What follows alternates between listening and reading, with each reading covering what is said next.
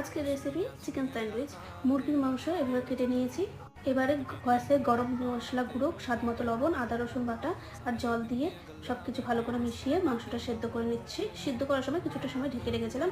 রান্না করে জল শুকিয়ে গেলে মুরগির মাংসটা নামিয়ে নিয়েছি।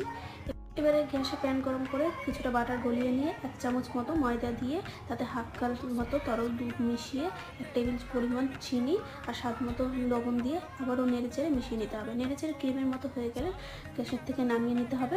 এবারে যে আগের থেকে মাংসটা সেদ্ধ করে রেখেছিলাম সেটা ছিঁড়ে নিয়ে দিয়ে দিচ্ছি তার মধ্যে গ্রেট করা গাজর, ধনেপাতা চাটনি, টমেটো সস আর ময়দা দিয়ে বানানো ক্রিম সব দিয়ে ভালো করে মিশিয়ে নিচ্ছি। পুর রেডি হয়ে গেছে। এবারে 2 পিস পাউরুটি নিয়েছি। এবারে 1 পিস পাউরুটিতে বানানো পুর দিয়ে সুন্দর করে ছড়িয়ে নিচ্ছি। এরপর উপরে আরেকটা পাউরুটি দিয়ে সুন্দর করে কেটে নিয়েছি। বানানো শেষ। এভাবে স্যান্ডউইচ ঘরে বানিয়ে খেলে আর বাইরে কিনে খেতে হবে না। বানাতে একদম সহজ আর খেতেও ভীষণ মজা।